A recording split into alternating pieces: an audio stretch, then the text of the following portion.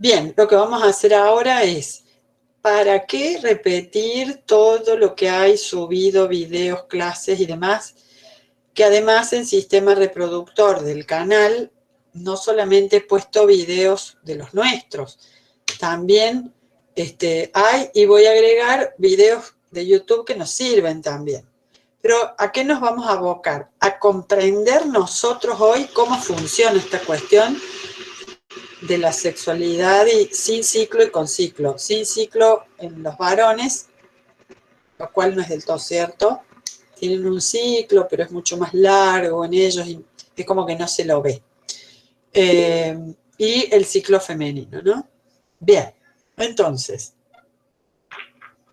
lo primero que vamos a hacer es comprender cómo van a funcionar ciclando los distintos órganos del reproductor femenino. Para lo cual, si se ve bien, usted cualquier cosa me dice no se ve o algo. Entonces, vamos al reproductor femenino a comprender la ciclidad. Reproductor, estamos bien. Femenino. Bien. En el femenino, a ver si se ve ahí, sí. En el femenino nosotros tenemos el órgano primario,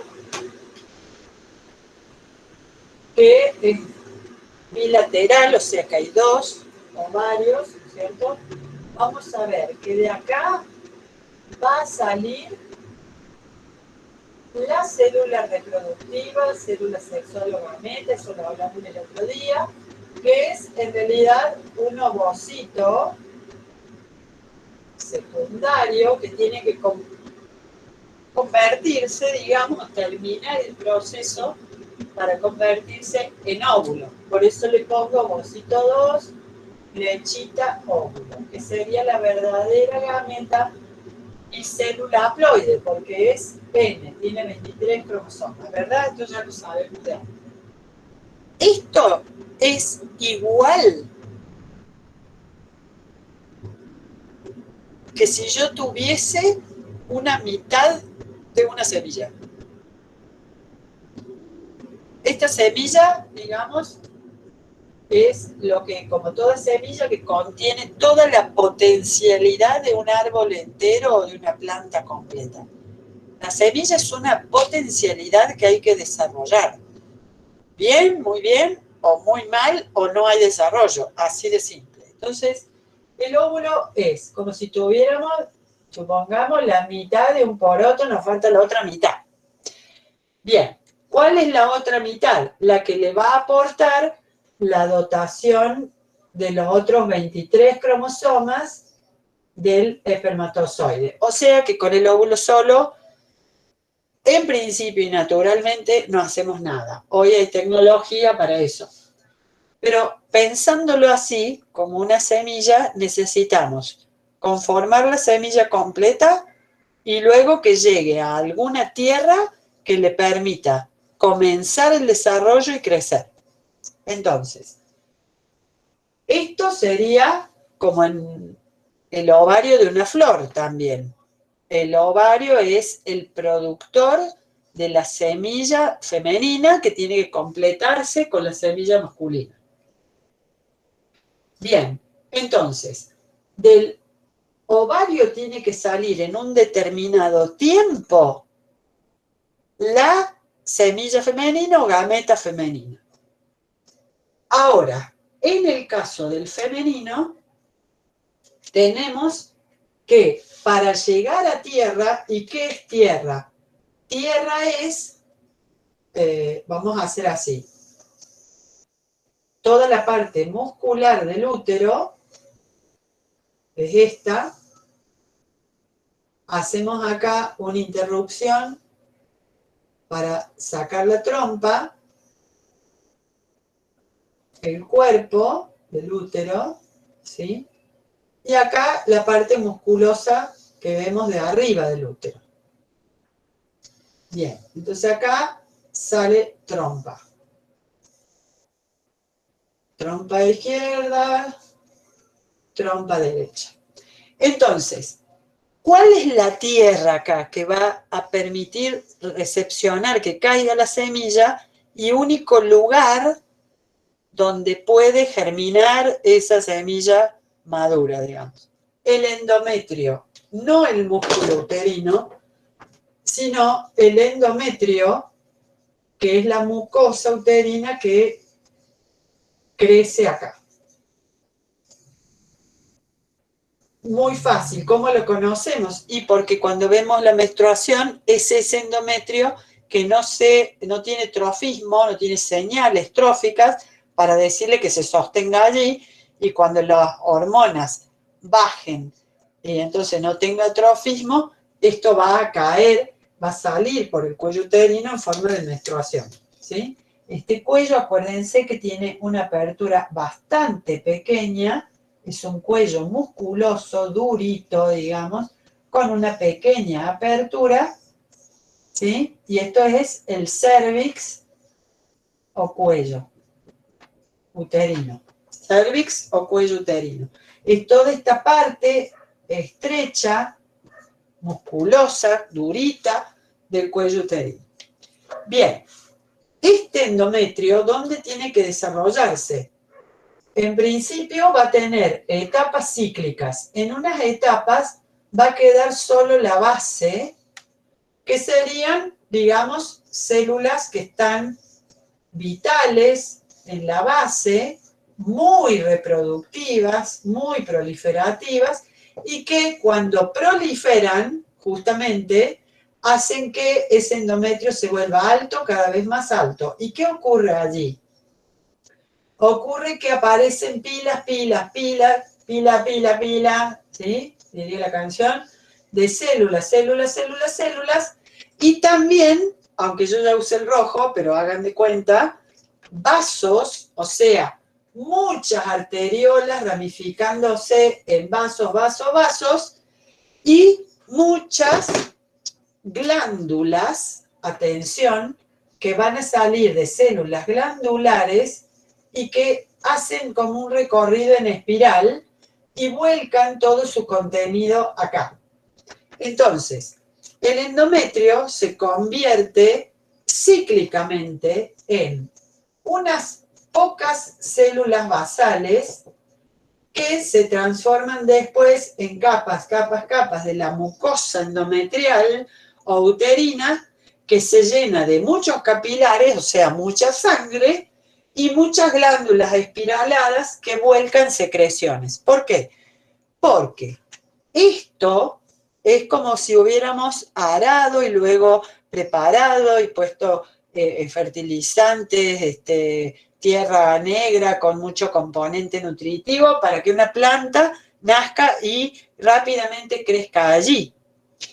Entonces, ¿cómo son las etapas de este endometrio uterino? Dijimos, pasa por una etapa donde queda denudado quiere decir como si se hubiera quedado lo más desnudo posible, donde está sin proliferar, o sea, células basales, la mucosa muy delgada, no hay muchos capilares, no hay glándulas.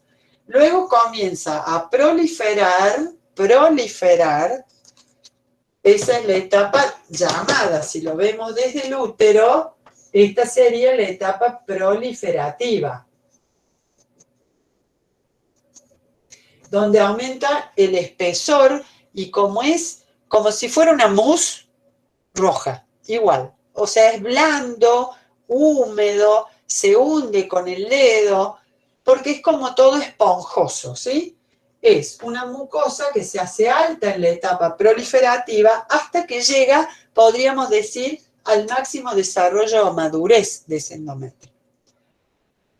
Cuando llega a esta etapa de máxima madurez, tiene, como dije, mucha irrigación sanguínea, muchos capilares y muchas glándulas en espiral. En esa etapa se queda durante unos días también y está esperando que le llegue la semilla para desarrollar ese embrión, esa semilla. Cuando está en esta etapa, ya no está proliferativo, ya está maduro. Y en eso, como hay mucha secreción de las glándulas para nutrir a esa supuesta semilla, sería como una especie de riego especializado, entonces en esa etapa tenemos la fase secretoria.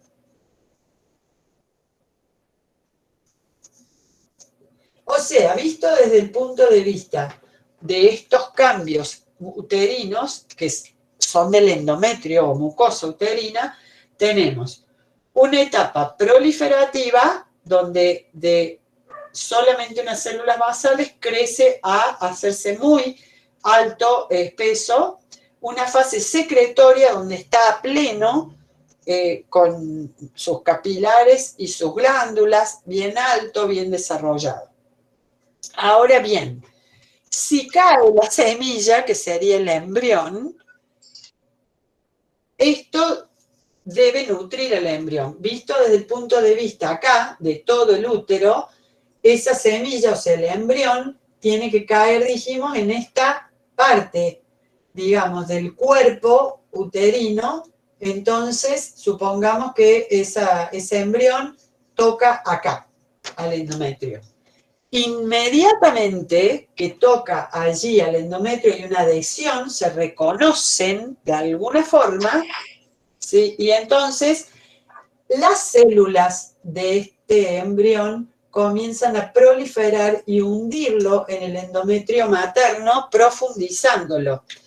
Entonces este embrión va a terminar, ya eso se llama desarrollo embriológico o embriología, hundido en el endometrio materno. Y el tejido materno también va a empezar a intercalarse, interdigitarse, mezclarse con el tejido embrionario, y acá la unión de ambos, o sea, de los tejidos maternos del útero con los del embrión gestándose, van a conformar a futuro la placenta.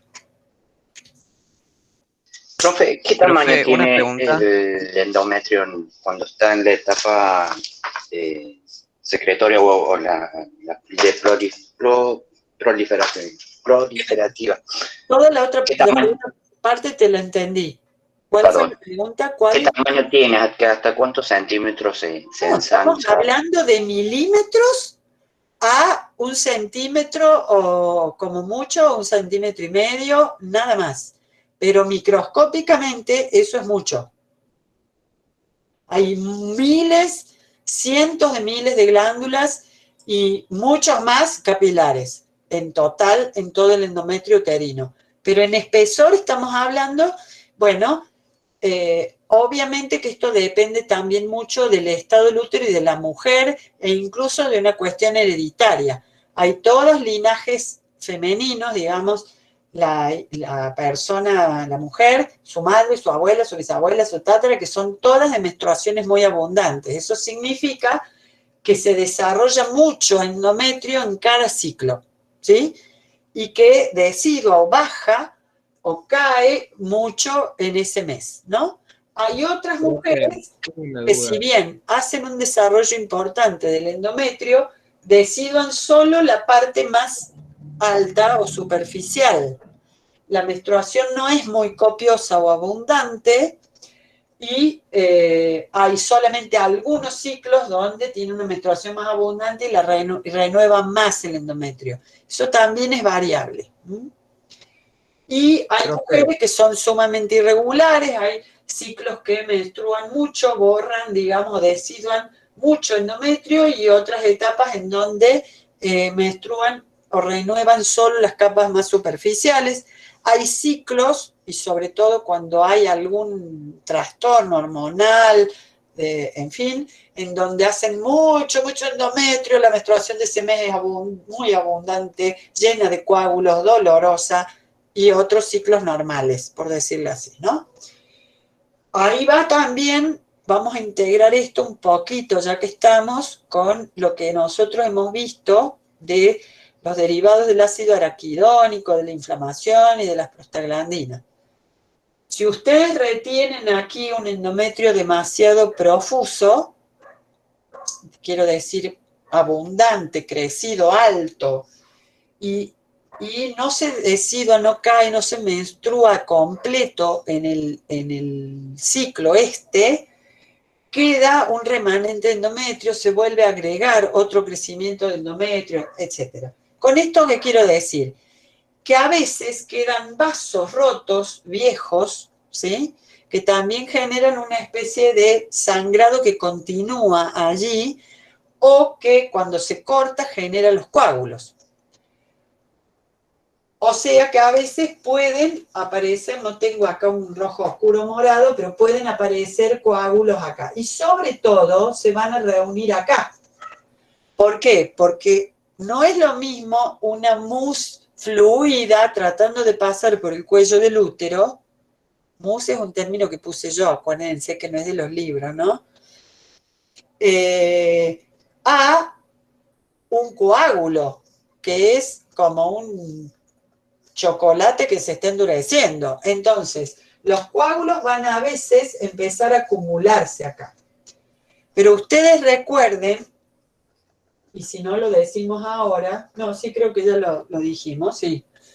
Cuando ustedes acumulan material acá en el cérvix, eso desata el circuito neuroendocrino de las neuronas sensibles que hay acá, que desatan que material presente en el cuello desatan el rulo o loop de la contracción uterina por oxitocina, ¿no?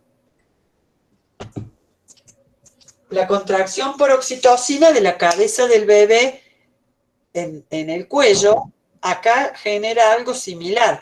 Los coágulos y que el cuerpo, o sea, los sensores que hay aquí detectan que no es momento ni que haya una cabeza de bebé ni nada aquí, desatan el reflejo de oxitocina y demás para contraer este músculo, este miometrio, para abrirlo al cuello. Entonces, ¿qué le pasa a una mujer que está menstruando y que menstrua no fluida, sino con coágulos? Que el cuello se dilata poquito, pero como un inicio de un parto, entonces duele. Y las responsables de ese dolor y de la inflamación que va a haber aquí por acumularse un material que no debe estar allí, son las prostaglandinas.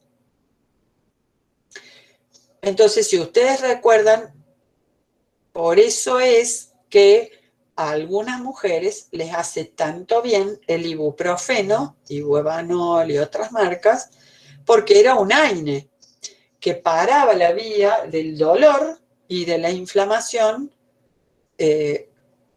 cortando las COX, las vías de las prostaglandinas y el leucotrieno, ¿se acuerdan? Entonces, algunas mujeres andan muy bien con ibuprofeno y también, cuando no les da acidez y otras cosas, con alguna aspirineta o algún anticoagulante que les ayuda a hacer más fluido el ciclo porque les quita esos coágulos. Pero eso, ojo, que tiene que estar bajo absoluto control ginecológico, y los ginecólogos en general no dan ya aspirina, sino que dan otras cosas, porque los AINE en general son también anticoagulantes, en general. Son parecidos en ese sentido a las aspirinas y etc. Bueno, otros andan muy bien con el tafirol, ¿no? Que sería el otro AINE importante. Bueno, ¿qué pasa? Hay que coordinar acá este ciclo donde tenemos un miometrio poco desarrollado, un endometrio, perdón, poco desarrollado, etapa proliferativa, se hace alto, preparándose ¿para qué? Para recibir un embrión, permanece alto con glándulas activas, muy irrigado, un endometrio secretor, esperando que caiga la semilla, o sea, el embrión. Pero todo esto, recuerden que es comunicación celular. Si no llega la señal de hay un embrión aquí, toda esta tierra que se preparó tan exquisitamente para una huevo o cigoto, ahora embrión, tan exquisitamente nutrido, esperado, con tan calculado el tiempo para generarlo y que no se degenere, qué sé yo, si no se utiliza, se renueva. Por lo tanto, esto cae en forma de menstruación, nos quedamos de nuevo con la base y empezamos de nuevo. Entonces, cuando esto, digamos, cae, se degenera y nos quedan de nuevo solo las celulitas basales, es lo que denominamos flujo menstrual o menstruación, que se trata de células del endometrio, células de las glándulas, capilares sanguíneos, sangre que tenían los capilares y mucus. Todo eso, el flujo menstrual. Y si por chance andaba un óvulo no fecundado por allí, también cae y se pierde. Se reabsorbe y se pierde. Bien. Entonces, ahora vamos, esto es el ciclo endometrial, también le podemos llamar, da igual, ¿no? Ciclo uterino, le podemos llamar también, ¿por qué no? Endometrial, porque sabemos que el resto del útero también tiene un comportamiento cíclico, pero no lo estudiamos mucho, nos importa el endometrio. Bien, ahora vamos a lo que es el ciclo ovárico. Perdón, repasando entonces tenemos 3 fases. La proliferativa, secretoria, menstrual. Proliferativa, secretoria y menstrual. Mientras va ocurriendo la menstruación, no estamos en proliferativa, pero apenas está terminando la menstruación, ya se activan las señales y los genes para comenzar la proliferativa. Bien. Vamos ahora a lo que sería lo que llamamos el ciclo ovárico. En el ciclo ovárico, la etapa donde se rompe un folículo maduro. Estalla la pared, porque acá había como una vesícula, una bolsita que era el folículo maduro con lo que ya vimos, el ovocito que se fue cuidado con líquido folicular y todo lo demás. Ese folículo llamado maduro o de Graaff, folículo maduro o de Graaff, es el que estalla en un momento y esta etapa nosotros la conocemos perfectamente porque eso ocurre un solo día al cual le llamamos etapa ovulatoria o ovulación. Entonces, la etapa o el día, que es uno, digamos, en donde sale del ovario un ovocito maduro y que en cuanto llegue a tomarlo la trompa o de última, ya casi en el encuentro con el espermatozoide, termina el proceso de la meiosis 2 y genera el óvulo con su tercer corpúsculo polar, ese día le llamamos ovulación. Ahora, ¿qué pasa si nosotros, vamos a completar el proceso. Voy a borrar el nombre del folículo de Graaff o maduro y me voy a volver acá al día de la ovulación. Entonces, se ha ovulado y entonces la trompa, o sea, este líquido y este folículo tenía células acá, que eran las células foliculares, que liberan el líquido, pero también siguen liberando factores quimiotácticos, o sea, moléculas químicas que van en gradiente, o sea, acá hay muchas moléculas atractantes y van diluyéndose. Y el extremo de la trompa, que tiene las fimbrias, es como si fuera una flor con pétalos así, ¿no? Y las fimbrias se pueden mover porque tienen musculatura lisa. Entonces, cuando se ovula, los atractantes químicos del folículo que ha expulsado el óvulo hay un gradiente de concentración de esos atractantes y las fimbrias se acerca a la trompa, moviendo las fimbrias como tratando de abrazar a ese folículo que recién acaba de estallar. Entonces, es como que le rodean así. Con lo cual, me salió con cara de un pavo, pero es la trompa, que acaba de tomar al óvulo microscópico. Se mueven y toman al óvulo, si todo sale bien, si no, acuérdense, puede ser un embarazo ectópico peritoneal, lo toman al óvulo hacia adentro. Y como toda la trompa tiene adentro células de su mucosa que son ciliadas,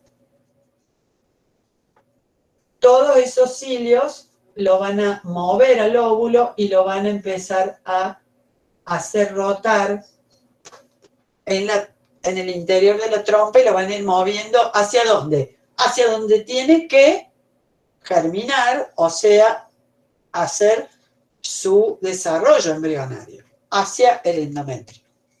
Bien, desde el día de la ovulación ya dijimos que tenemos un tiempo de 1 o 2 días como máximo para que en este tercio superior se encuentre con el espermatozoide. Entonces ahora no lo voy a hacer ni rojo ni verde, ni rojo ni azul, porque se va a juntar con el espermatozoide y se va a convertir en un cigoto, 2N. Se completó el embrión ahora, la semilla está completa. Entonces, ahora tenemos lo que vamos a llamar el día 0 del desarrollo embrionario. O sea, desde acá contamos los días de desarrollo humano o gestación o desarrollo embrionario. Pero no estamos hablando del día del ciclo femenino, sino que estamos hablando, este es el día 0 para el nuevo ser, para el hijo. Bien. Sí, vamos a decir, y esto vamos a tener que tratar de algunas cosas, tenerlo en la memoria, porque si no, razonarlo todo el tiempo nos va a llevar mucho tiempo. Desde el momento en que aparezca el cigoto 2N, hasta que ese cigoto llegue al útero, en buen estado, con la etapa justa en la que tiene que estar, van a pasar 7 días. La primera semana lleva desde que se produce la fecundación, que pasa por 2 blastómeras, 4, 18, 16, la mórula, después se forma el blastocisto, y esa es la única estructura embrionaria que sabe, puede y debe implantarse. Y eso, entonces, repetimos, nos lleva desde acá hasta acá, sea el lado que sea donde se implante en el útero, 7 días. Entonces, eso por un lado. Sigamos con el ciclo ovárico. Hay un día que es el de la ovulación, que vamos a tener que coordinar para que, si este cigoto se transforma en embrión blastocisto y llega acá y encuentra menstruación, se pierde, se cae. No hay de dónde anidarse, implantarse o anidarse. Es lo mismo. Si ovulamos, pasan los 7 días, pero acá llega y está en etapa proliferativa, tampoco sirve. Intentará adherirse, pero el endometrio todavía, las hormonas no lo han preparado para que las glándulas lo nutran, para que esas glándulas den señales de hundite acá que no te vamos a hacer nada, porque recordemos que el embrión es un ser extraño. Es el único caso donde un tejido de un ser, de una especie, que tengan diferente genética porque son de reproducción sexual, ¿no? Donde un tejido con una genética distinta, que es el de la madre con el hijo, el tejido materno permite la invasión de un tejido extraño, un ser extraño, con otra genética, que es el hijo. Porque el hijo tiene parte de su genética, pero tiene toda otra parte de genética de todo el linaje paterno. Y eso es muy controlado, o sea, solo debe ocurrir en la etapa secretoria donde el útero está receptivo a llamarlo, dejarlo invadir y que se profundice ese otro ser en su mucosa. Bien, ¿qué pasó antes para tener un ovocito ovulándose? Bueno, tuvimos lo que conocemos de antes, que era que había una célula germinal acá en la superficie del ovario, que cuando comenzó la FSH a actuar, algunos de estos comenzaron a formar la primera capa de células foliculares, armando lo que se dice el folículo primario. Pero siguió la hormona FSH e hizo que estos folículos se transformaran en secundarios, con más células foliculares y bla, bla, bla. Y después siguieron a más células foliculares con líquido folicular. Y así, forzando el crecimiento de los folículos hasta que fuera folículo maduro de Graf y se ovulara. Pero, si solo dejáramos a la FSH haciendo madurar los folículos, nos faltaría una parte, es la parte final.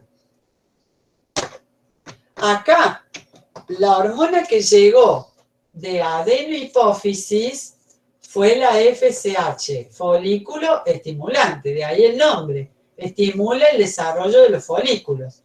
Pero la FSH no logra terminar de incrementar el tamaño del folículo y hacerlo que se rompa la pared ovárica, porque ese trabajo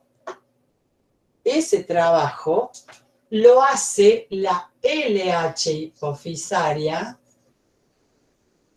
FSH, que no bajó la FSH, pero aparece la LH acá y obliga a las células de ese folículo a hacer otro proceso más líquido, empezar a transformarse y estallar el folículo.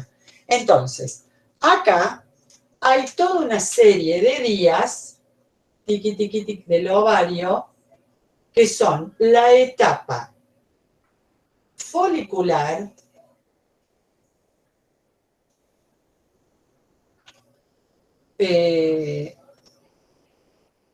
cuando hablamos de qué hormona de hipófisis la trofizó, la controló, la hizo suceder.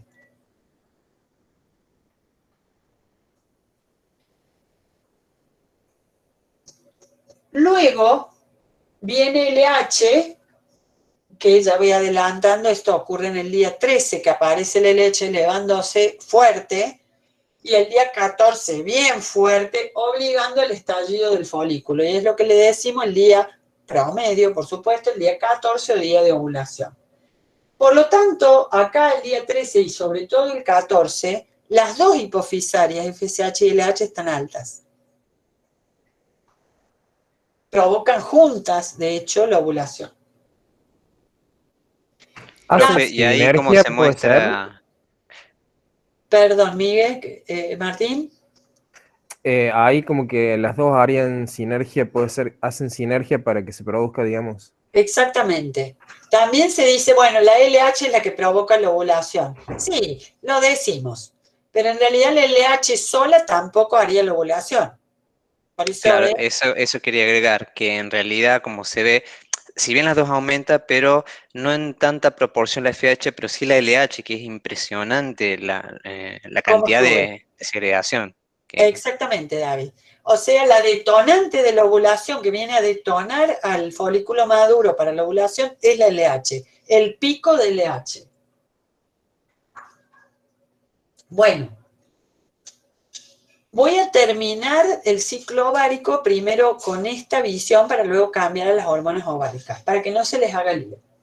Entonces, la primera parte es una etapa llamada folicular, bajo el dominio de la FSH.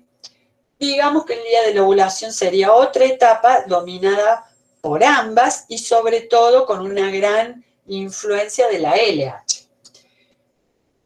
Cuando salió el ovocito y quedó el folículo vacío, esas células foliculares, que yo acá las había hecho rojas, pero acá están en azul, o sea, se olvidó bárbaro acá, pero supongamos, este folículo vacío, con estas células, sufren una transformación impresionante, que yo ya hablé de eso, y es switchea los genes de las mismas células foliculares y se transforman en células lúteas o progestacionales, le podríamos decir. O sea, las células foliculares dicen, no hay más óvulo, perfecto, muchachas, activemos progesterona.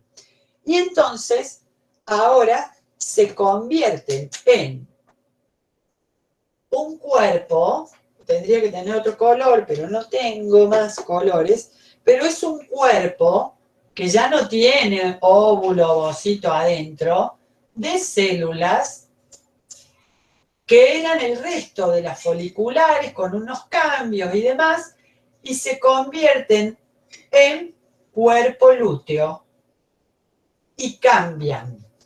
Ese cuerpo lúteo se llama así porque se lo ve brillar como una luz, como una capsulita luminosa en el ovario. Cuando uno ve eso, y como más hundidito, dice, bueno, eso es un cuerpo lúteo y está manejando una fase puramente hormonal. Entonces hemos entrado en lo que podríamos llamar una fase lútea, ¿sí? Bien. Cuerpo amarillo también se le puede llamar. Muy bien, también el cuerpo amarillo o lúteo. Es como dorado, ¿sí? Por eso amarillo o luminoso lúteo. Porque dice que cuenta con lípidos, ¿puede ser? ¿Tiene mayor cantidad de lípidos? O... Sí, sí, y las foliculares también. Pero ya vamos a ver por qué. ¿Por qué se activa más la progesterona ahí? No entendí. No, todavía no dije, esperen. No quiero hacerles lío. Hormonas hipofisarias están manejadas por hipotálamo a su vez, que es el que cicla realmente y hace ciclar hipófisis, FSH, ovulación LH.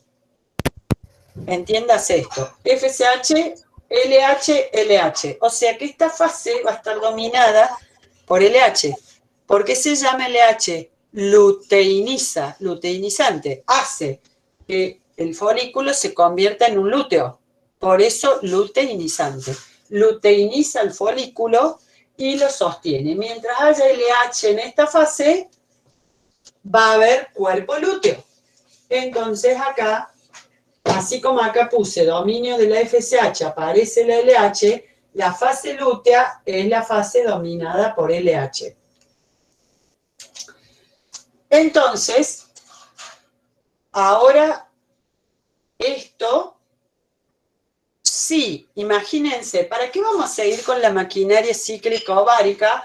Produzca folículos, haga que uno de ellos esté listo, madure, entonces anule el crecimiento de lo otro, que termine de madurar, ovule, si ya estamos gestando. No tiene sentido. Serían posibles niños abortados naturalmente, si ya hay otro acá. ¿Se entiende lo que digo?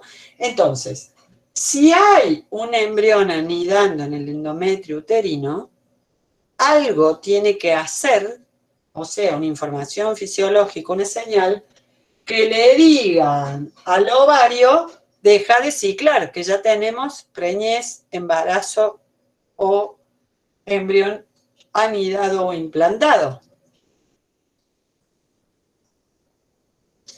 Por lo tanto, cuando acá hay un embarazo, el embrión, ya lo dijimos, al final muchos se habían ido ya, pero la parte embrionaria que se mete en el tejido materno, dijimos que se llamaba corión. Entonces, el embrión libera desde el corión, que no es el cuerpo real que va a ser del bebé, digamos, del feto, es un anexo embrionario que forma después la placenta. Ese corión, que es del embrión, no es de la mamá, libera una hormona que maneje a la gónada ovárica. Por lo tanto, ¿cómo la vamos a llamar a una hormona que es trófica del ovario? Gonadotrofina. O tropina, como quieran. Una gonadotropina o gonadotrofina. Y como la libera el corión, se va a llamar coriónica. La gonadotrofina coriónica, por el solo hecho de estar creciendo en el endometrio o útero materno, todo embrión la libera desde su corión. Esa hormona, si es una gonadotrofina, es como ¿quién? Como alguna de las dos gonadotrofinas que conocemos. Bueno, esta es muy, muy similar a una LH. Esta gonadotrofina coriónica, háganse la idea que es muy semejante a una LH. El embrión la está liberando, pero va a ir a la sangre del útero y así a la circulación de la mujer, llegando como si fuera una LH al ovario materno. Y dejando, obligando, si se lo quiere ver así, al ovario quedarse siempre en fase lútea, con el cuerpo lúteo funcionando a full. Profe, por su similitud la reemplaza entonces, ¿no? Claro, es del embrión, pero hace una función igual a la que hace la LH propia de la madre.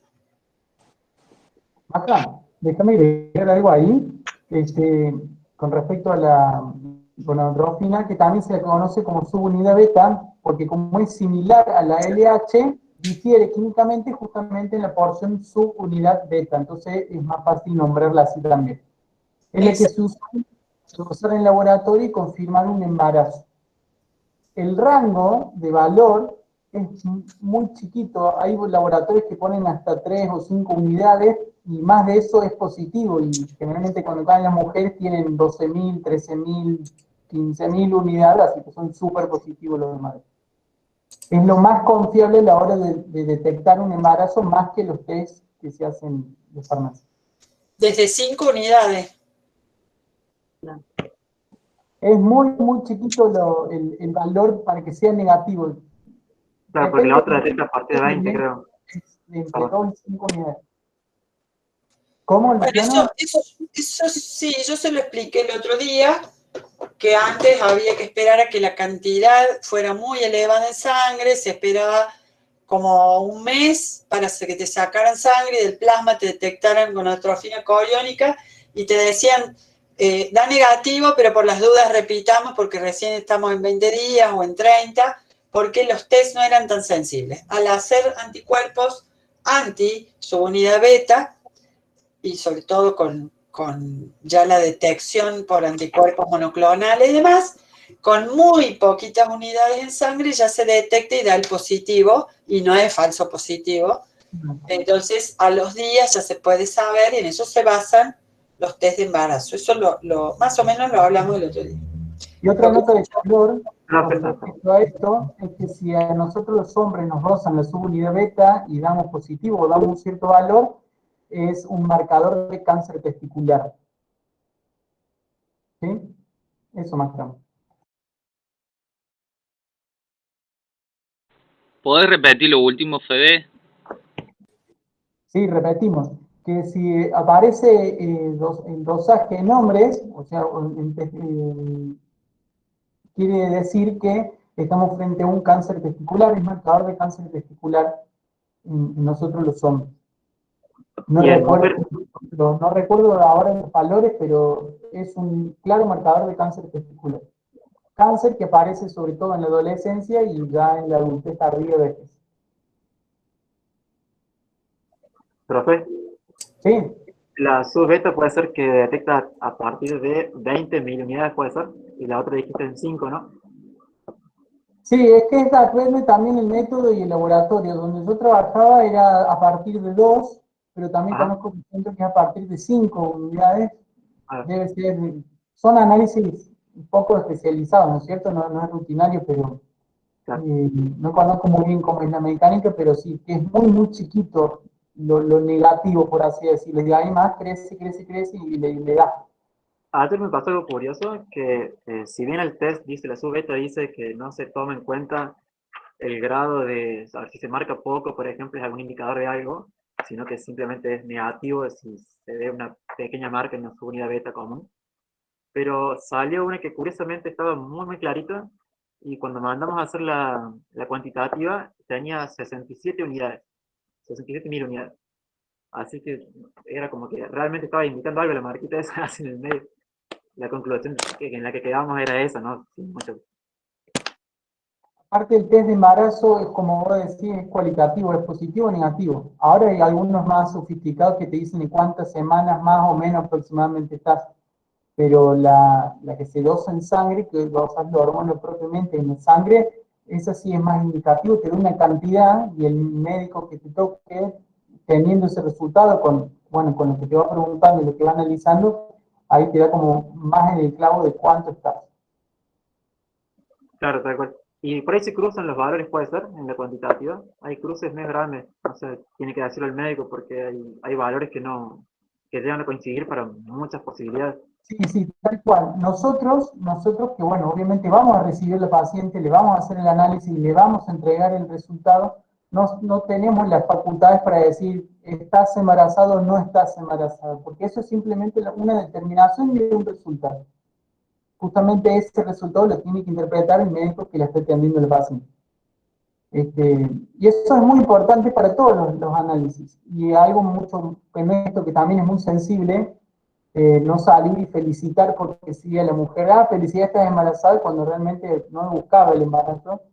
O a mí me pasó algo muy curioso, que les va a pasar siempre estas cosas.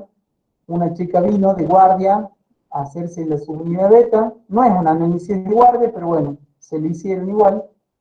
El resultado le dio súper positivo, y la chica entró en llanto y preocupación porque había tenido relaciones sexuales con 3 hombres en la semana, no se había cuidado con ninguno y ahora no sabía de quién era el bebé, o sea, claramente no era un motivo de alegría para ella. Por lo cual uno tiene que salir con toda la seriedad, acá tenés el resultado y te van a preguntar, ay, ¿es positivo o es negativo? Da un número, andá a consultarlo con el médico, nada más. Y claro, o Todavía bien no puede pasa. ser una mórbula, ¿Cómo? o bien puede ser una mórbula, por ejemplo, que esté ¿Cómo que? segregando, No te una escucho mórbula que bien. esté segregando gonadotrofina, por ejemplo, y que no es un embarazo realmente. Claro, es muy inicial, chiquito todavía. Listo, Maca. Perdón, Pero subunidad beta es lo mismo que si dijéramos la hormona. Bueno, gonadotrofina coriónica. exactamente. Sí. Sí. En laboratorio no se dice tanto, aunque podés verlo en algunos informes, gonadotrofina coriónica, pero más se usa subunidad beta. Es más, normalmente abreviado, así que, y ni siquiera con beta, con B, no, larga.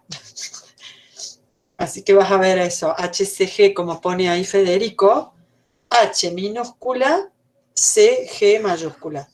Así aparece en la mayoría de los informes de laboratorio. Profe, una H consulta. minúscula Ahí, de humana y CG de chorionic gonadotrophin. Sí. sí.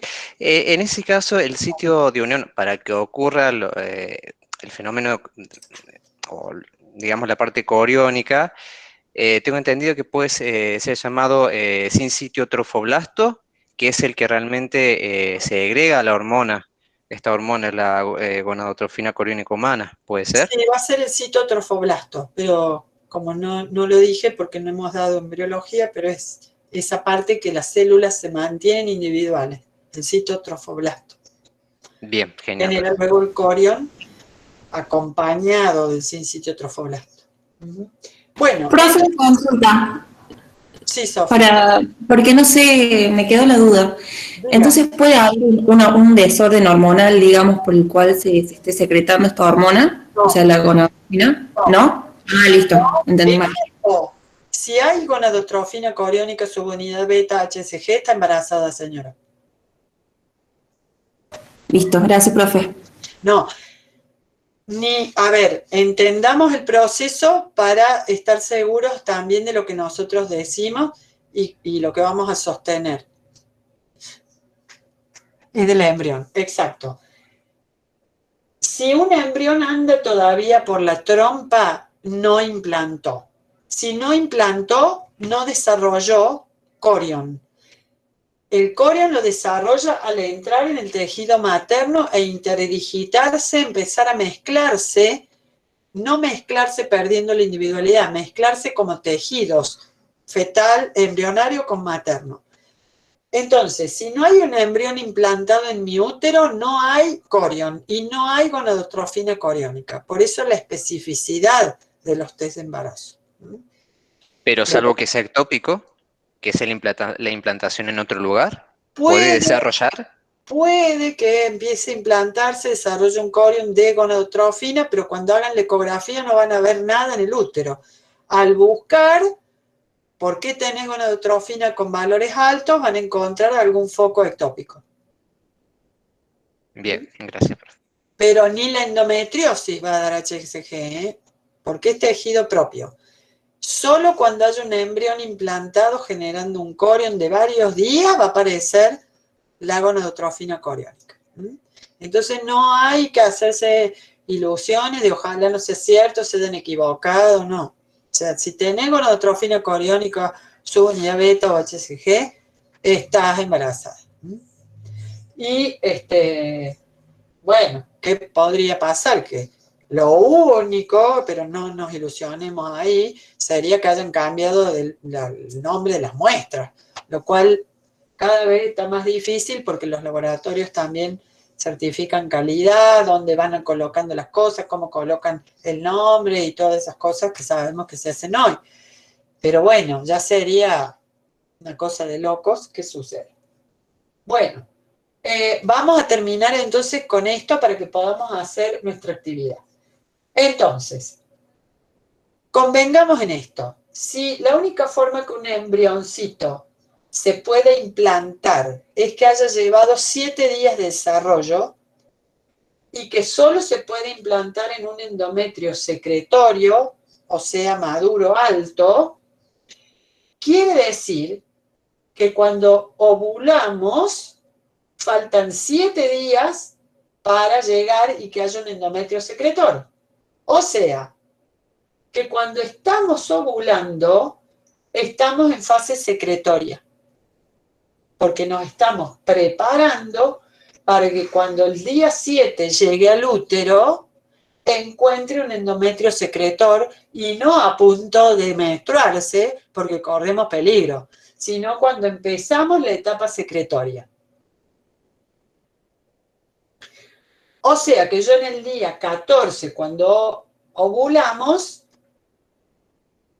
estamos terminando la menstruación y comenzando la etapa secretoria, ¿ok? Ya lo vamos a ajustar a eso. Si hay implantación... Perdón, ¿puede repetir lo último? Sí. Ya lo vamos a ajustar bien eso de los días, pero digamos que cuando en el día 14 del ciclo femenino, el día, digamos, el día 1 de el día 1 del ciclo se comienza cuando aparece el primer sangrado menstrual. Eso dura 5 días de los 28. Entonces empiezo a contar con las primeras gotas del sangrado menstrual. Cuento el día 1 del ciclo. Durante 5 días estoy menstruando, deciduando ese endometrio, ¿sí? Pero, como acá no se pierde tiempo, cuando estoy menstruando, el ovario empieza a recibir los primeros impulsos de FSH para empezar a formar el folículo, el desarrollo folicular. O sea que mientras menstruamos, comenzamos a desarrollar los primeros foliculitos primarios. Cuando llegamos al día 14, estamos en ovulación, acá ya pasaron los 5 de menstruación, más 9 más de desarrollo del endometrio secretor. Del endometrio proliferativo, perdón, de la proliferación. Entonces, en el día 14 yo llevo ovulación del ovario, en el útero tengo 5 días de menstruación más otros 9 de etapas proliferativas. Y ahora comienzan estos 7 días que pueden llegar a ser 8 o 9, depende cuánto tarde en fecundarse el óvulo, para llegar a que el embrión encuentre endometrio secretorio. O sea, que del día 14, si le sumo 7 días más, son 21 a 23, más o menos, pero pongámosle 7 días, tengo 21 días y tengo que encontrar al endometrio bien maduro. Por lo tanto, yo estoy seguro de algo. Estoy seguro que acá yo vengo de 5 días de menstruación, ¿sí? Que me dejaron el endometrio planito. Acá tengo 5. Después estoy segura de que empiezo a proliferar de nuevo el endometrio. 5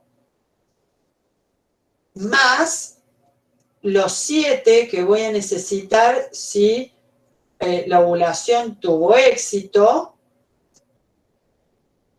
Y sí o sí tengo que empezar seguro una fase secretoria que sume los 14 días que tardé en la ovulación más los 7, o sea que aproximadamente entre el día 21 y 23 tengo que empezar la fase secretoria.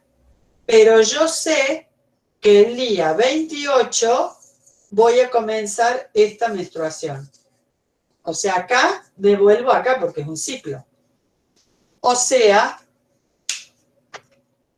que si tomo así el ciclo como 28, inicio menstruación, me dura los primeros 5 días, contando de nuevo el inicio del ciclo. El día 14 tengo ovulación, estoy en etapa proliferativa. El día aproximadamente 21 tengo que tener sí o sí la etapa secretoria. Se dice normalmente 23, pero es 21 al 23, como quieran. Y tengo ahí una ventana de tiempo de una semana más o menos, del 21 al 28, para lograr implantar y comenzar, si no, la menstruación. Ahora, como dijimos, implantar acá un embrión aproximadamente el día 22, 23, como quieran, ¿no? Del ciclo.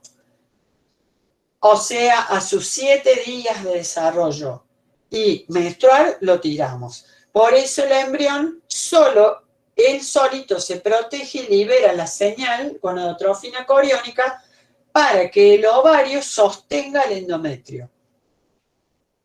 Entonces él libera la señal para trofícenme mi cuna, trofícenme la tierra donde yo estoy creciendo, largando mis raíces y creciendo.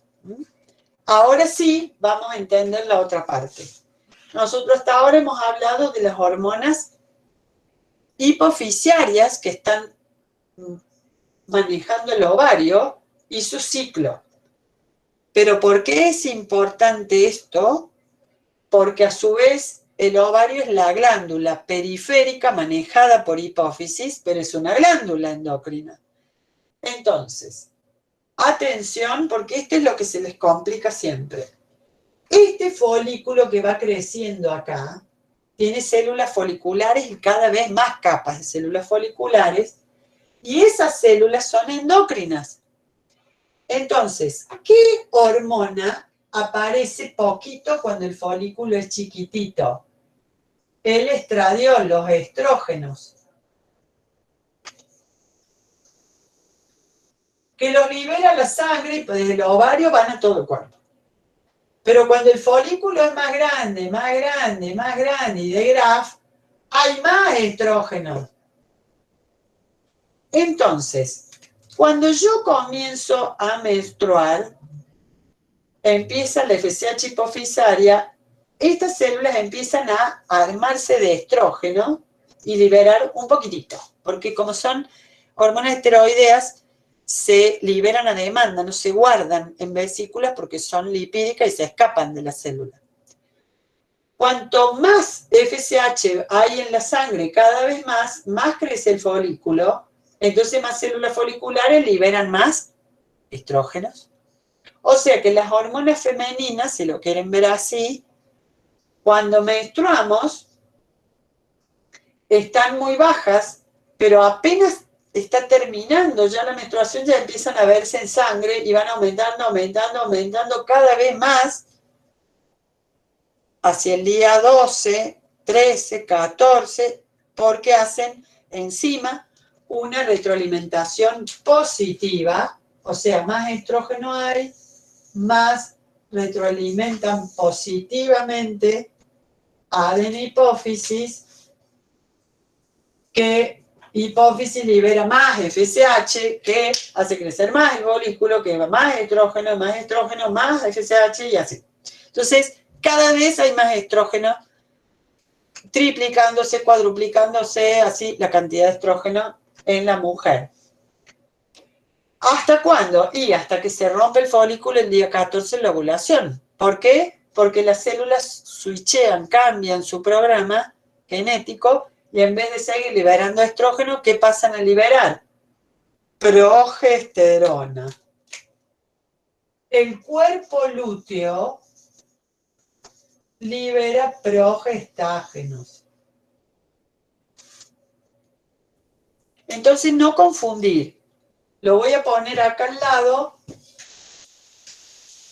para que esto nos quede claro de una vez. Hipófisis está manejando el ciclo ovárico con FSH y con LH.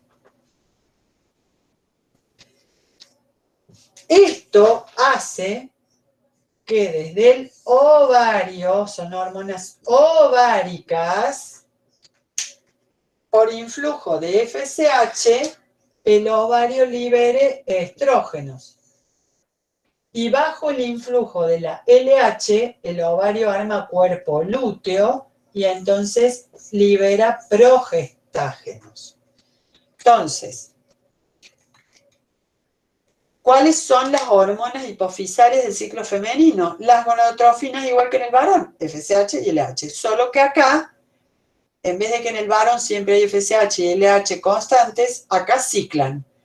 Primero sube FSH con LH baja, después sube de golpe LH, se produce la ovulación, después se sostienen un poco las dos y después empiezan a bajar FSH y queda LH sosteniendo el cuerpo lúteo. O sea, ciclan. Bajan y suben las dos.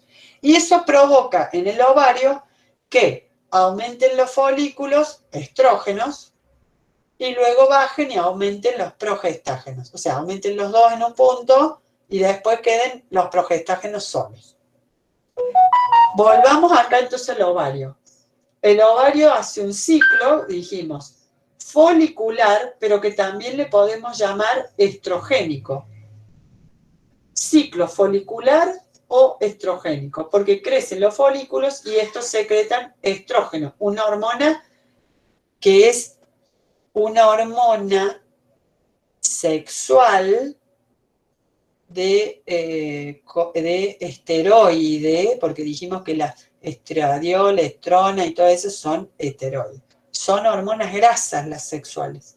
Entonces, etapa folicular estrogénica, porque la FSH hipofisaria impulsa el crecimiento, maduración de los folículos.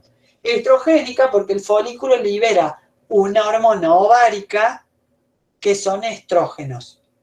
El principal, el estradiol. LH pico, día 13, 14 el máximo, se produce la ovulación, o sea, están altas FSH y LH. El estrógeno va a ir cayendo después de la ovulación de a poco. Y va a ir subiendo la progesterona ovárica, porque el cuerpo lúteo secreta progestágenos. ¿Quién sostiene el cuerpo lúteo? LH, o sea, LH permanece alta acá.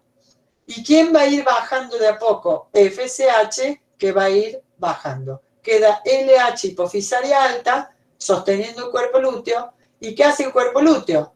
Generar y liberar progesterona. ¿Y por qué es importante la progesterona? Porque la progesterona es la que sostiene al endometrio en su lugar, impidiendo que se caiga en la menstruación. Por eso se llama progestacional, progestágeno, porque ayuda a sostener la gestación. La progesterona es la hormona ovárica que le dice: hey, útero, yo ya largué acá el huevito, si hubo fecundación te llega un niño para gestar, no menstrues.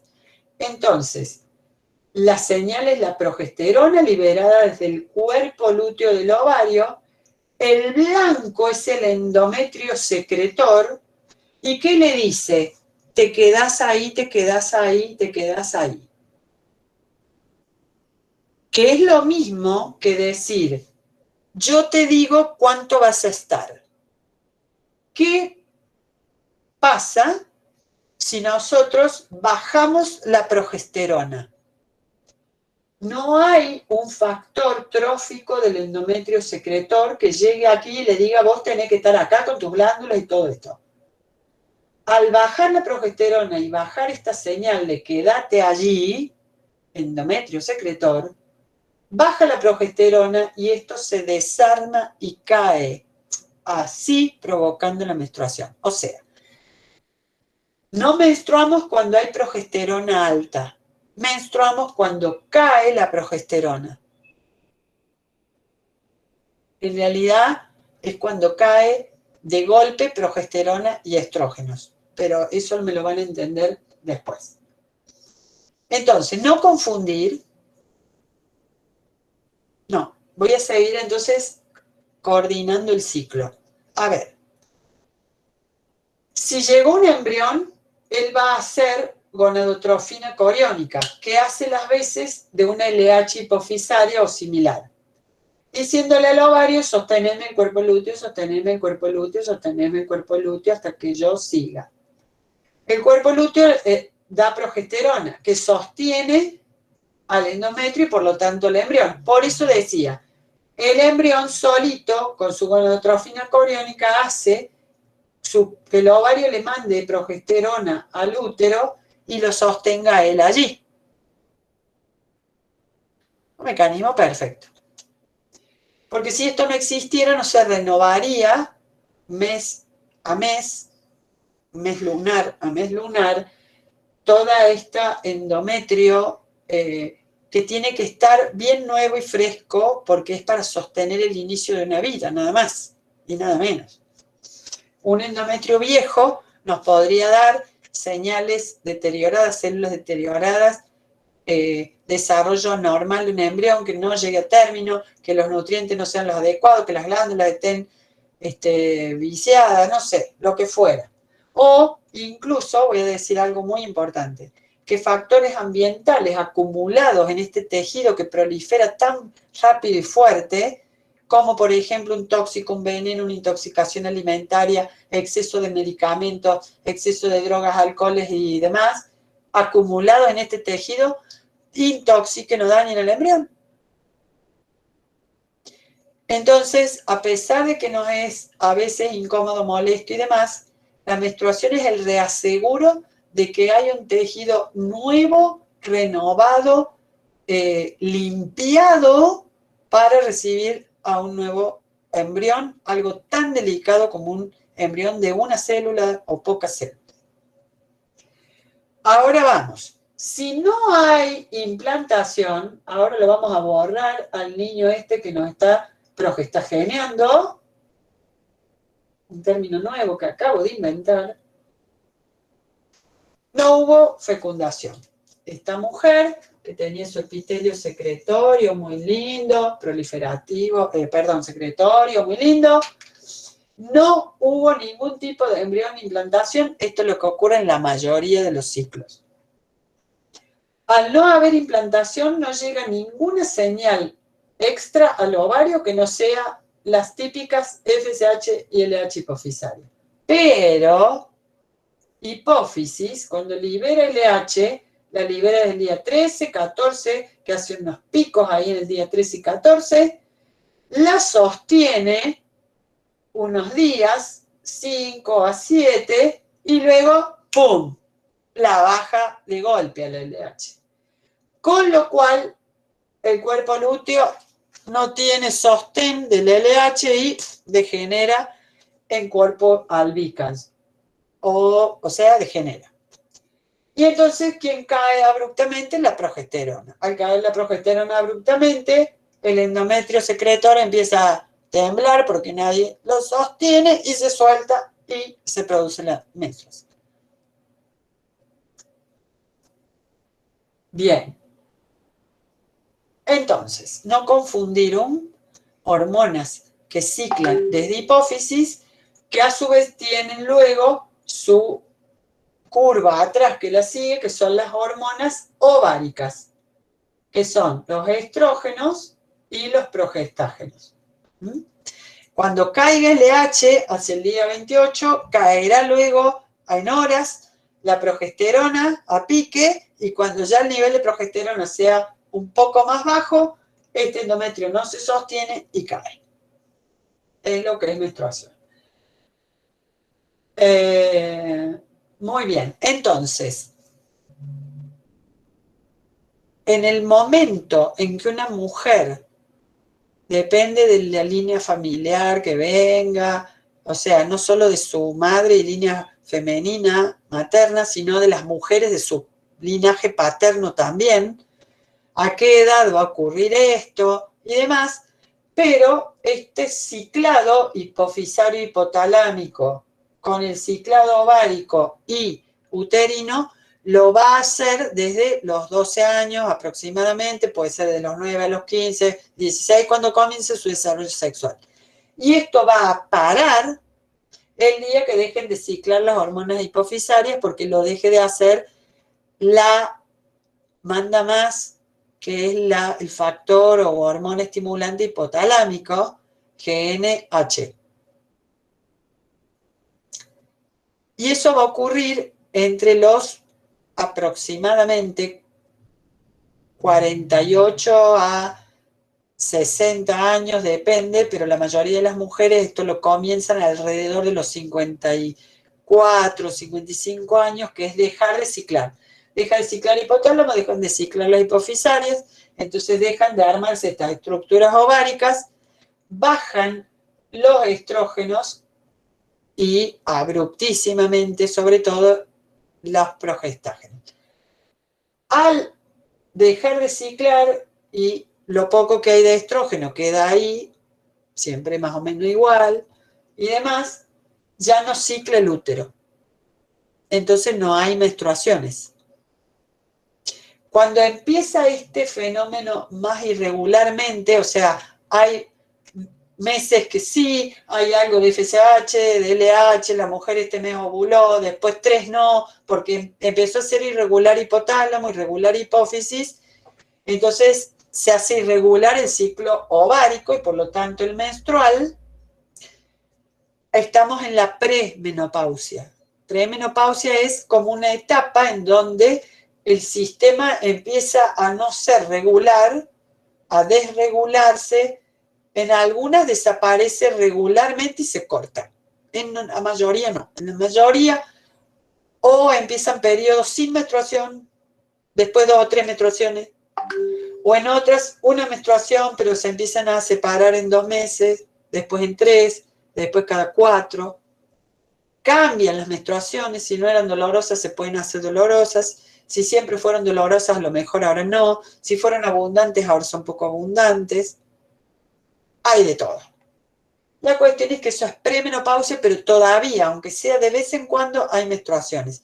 El criterio ginecológico médico dice que tiene que haber pasado un año mínimo, no, 1 año y medio mínimo, sin menstruar para declarar que ya de premenopausia se instaló lo que llamamos menopausia, que es la pausa de los ciclos indefinida. O sea, ya no hay ciclo femenino, por lo tanto no hay menstruación.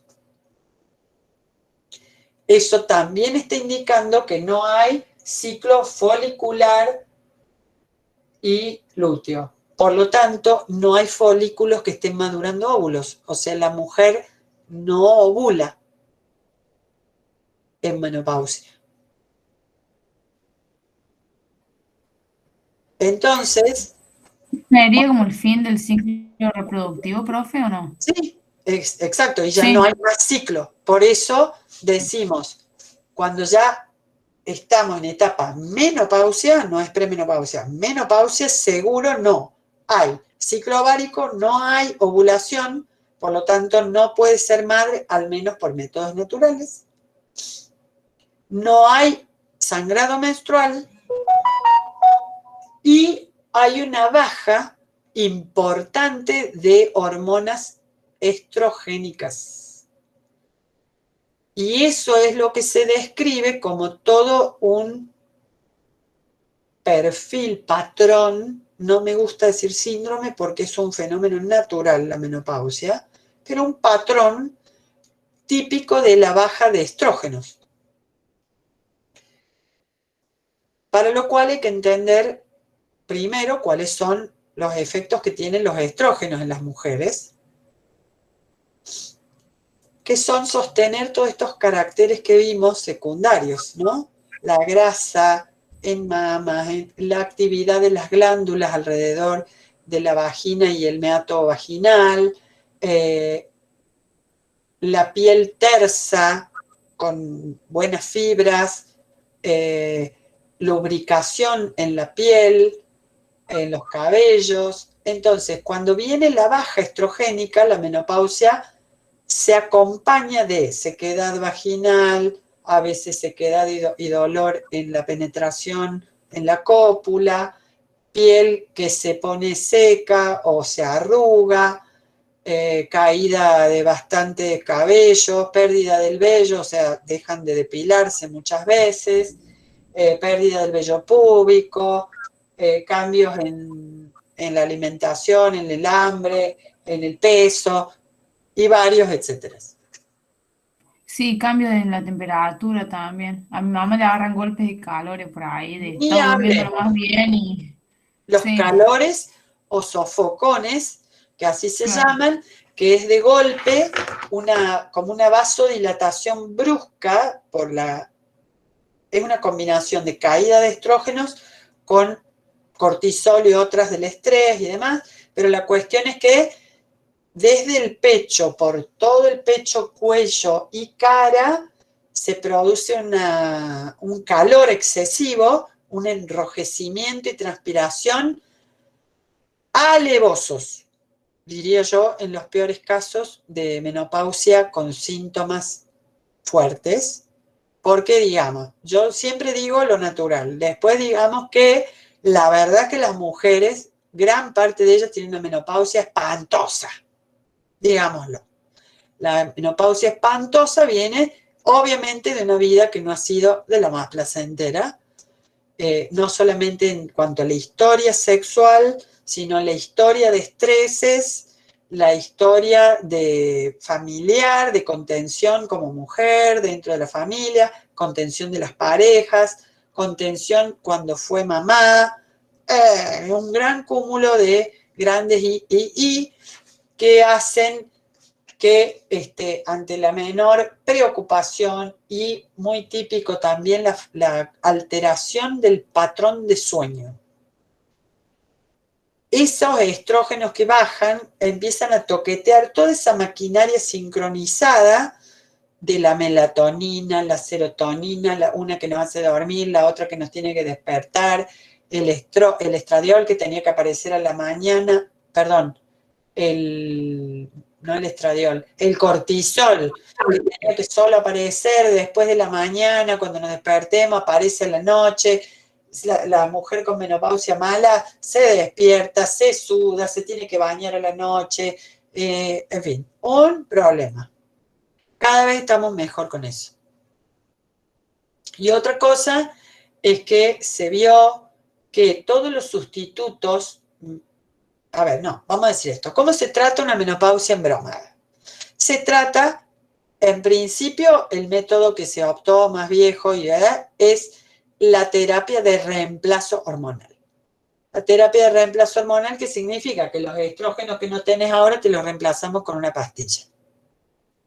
Entonces se le da un suplemento de estrógenos, o son en realidad, bueno, ustedes me van a decir la palabra, cuando la molécula es muy similar a la natural original, que hace las mismas veces de, pero que no sea ese estradiol.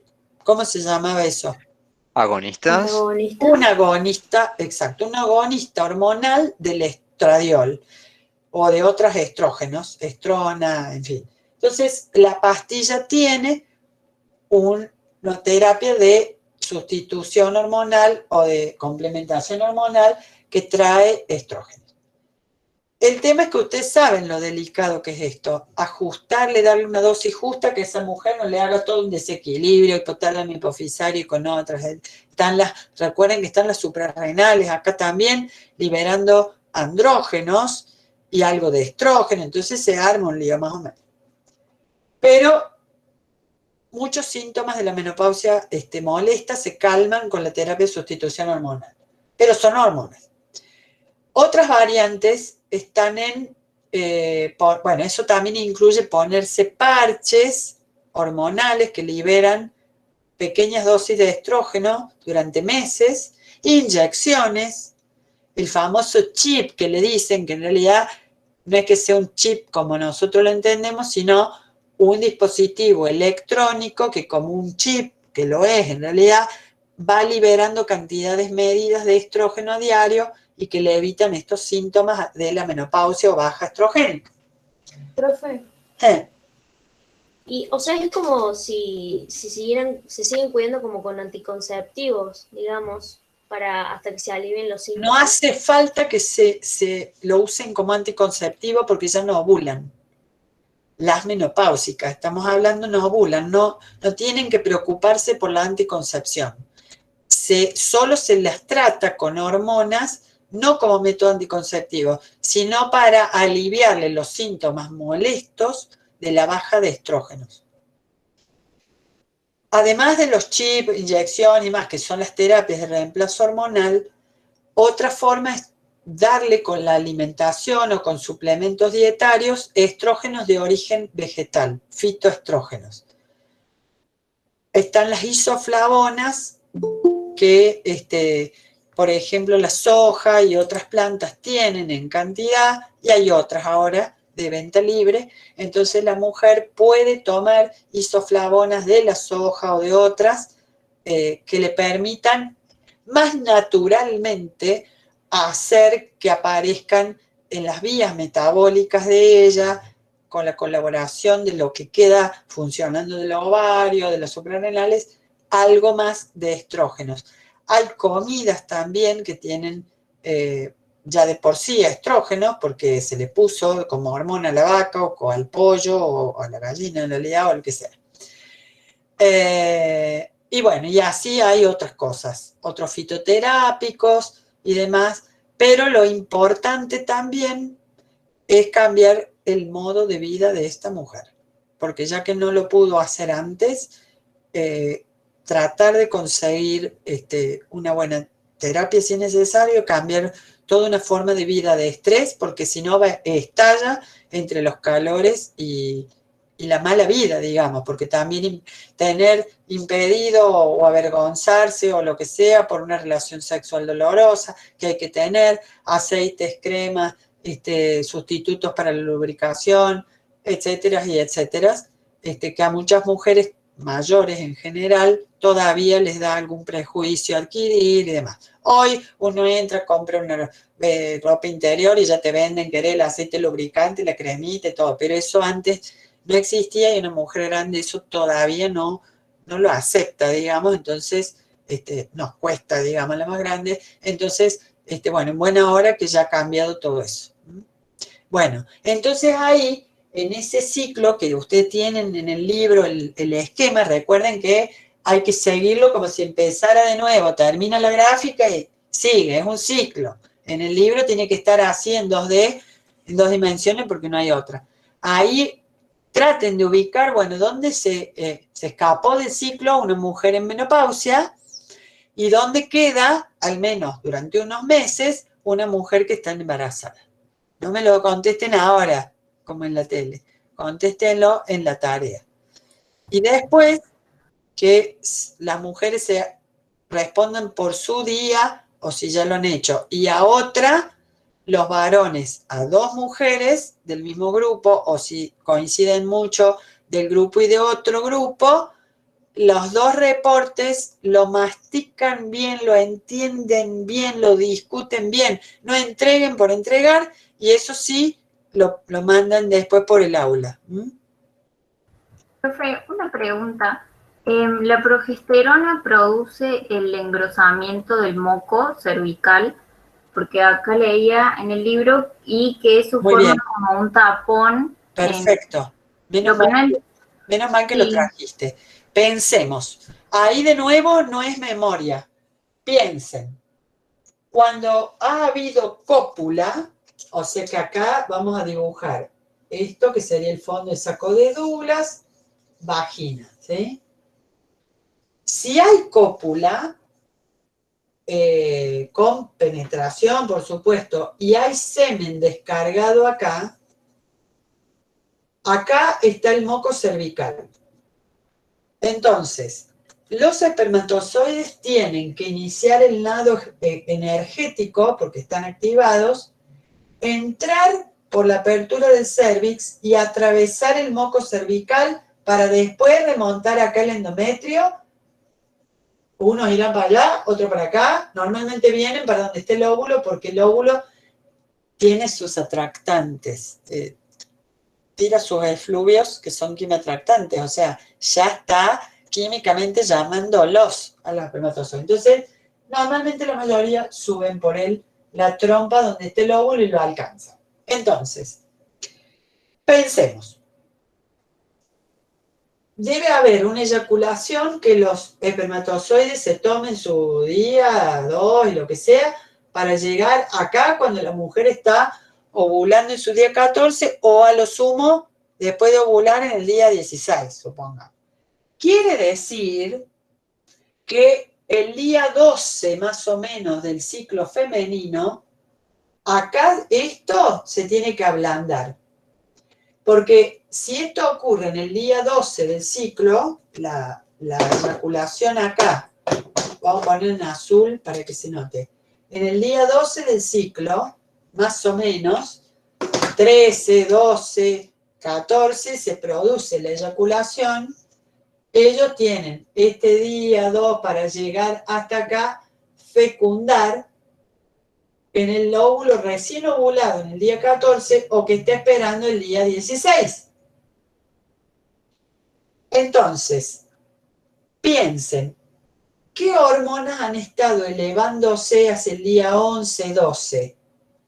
Las hormonas estrógeno que empujaron la etapa proliferativa y que están dejando que el moco se haga blando, translúcido, como si fuera una baba dura, ¿sí? Una saliva dura. Entonces los espermatozoides lo pasan. Ese es un moco cervical que está favoreciendo la gestación. Es un moco, digamos, perdón,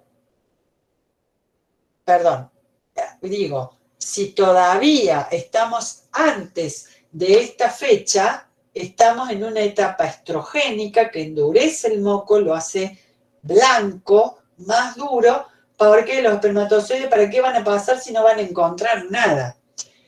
Cuando empieza al revés la etapa progestacional, o sea, empieza la LH a actuar y transforma a las foliculares ya en progestacionales, la progesterona que aparezca de a poquito allí, esa es la que empieza a ablandar el moco cervical y lo hace como una saliva espesa, translúcido, acuoso, y entonces ayuda a que los espermatozoides penetren al endometrio y suban por la trompa. ¿Para qué?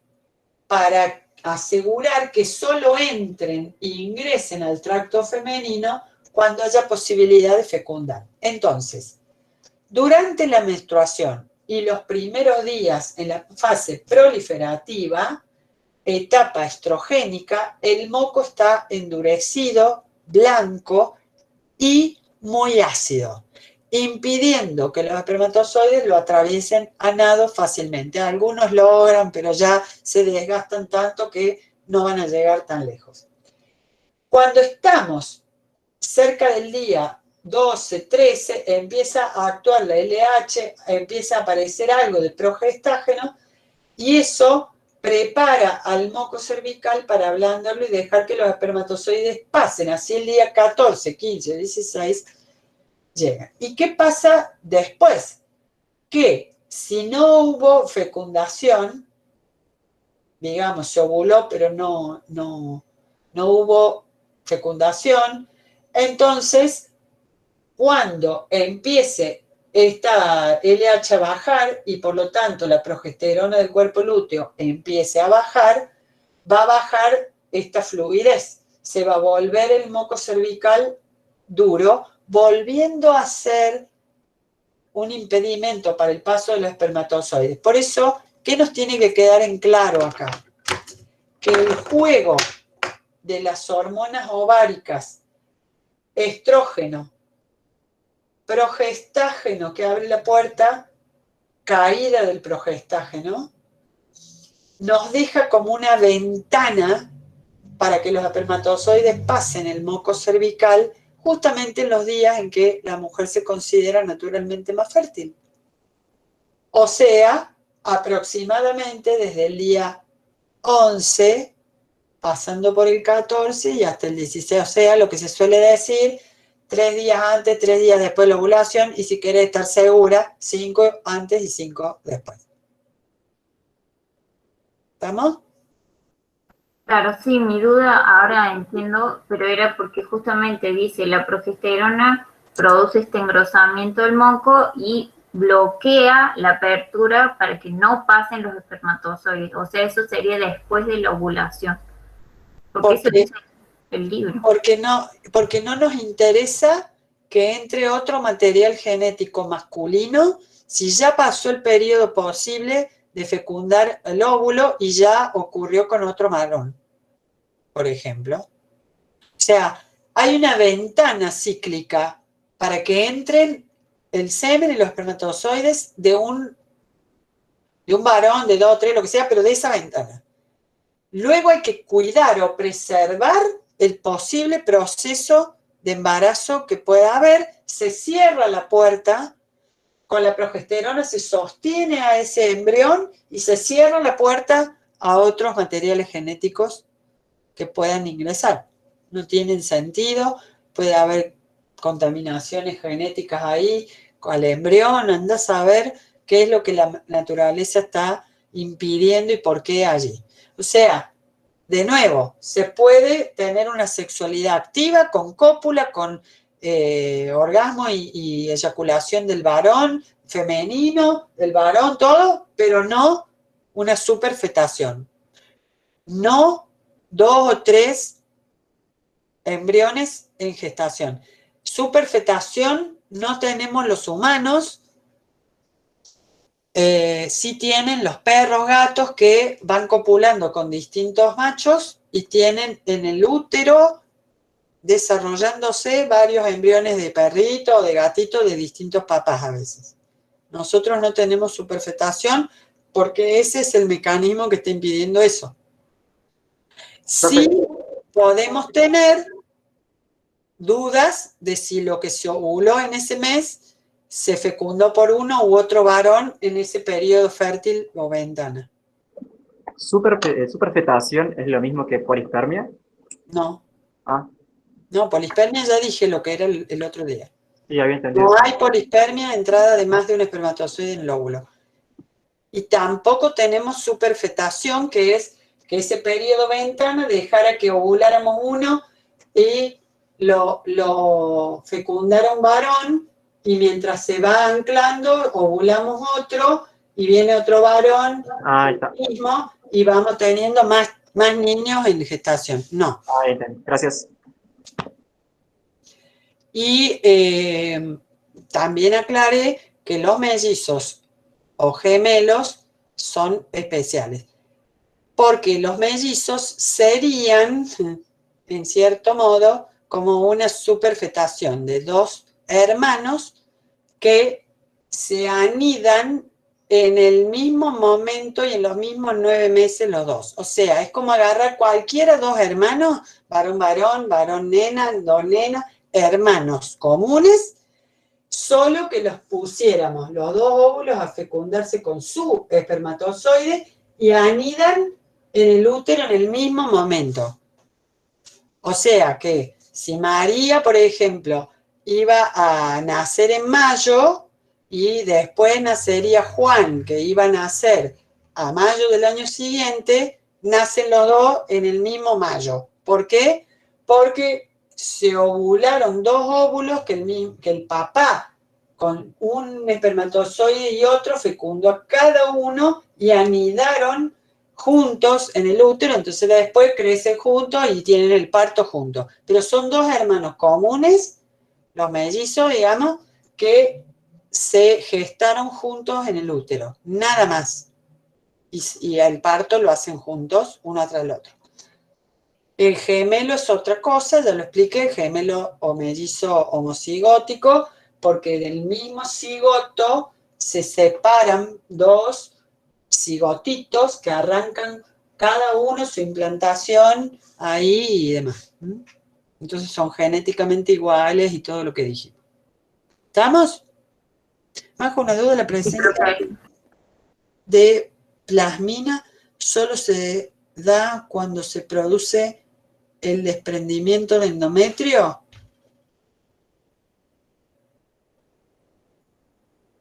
Federico, ¿estás ahí?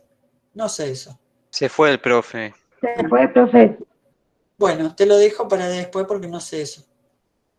Plasmina, la del plasma, Bueno, se me ocurre...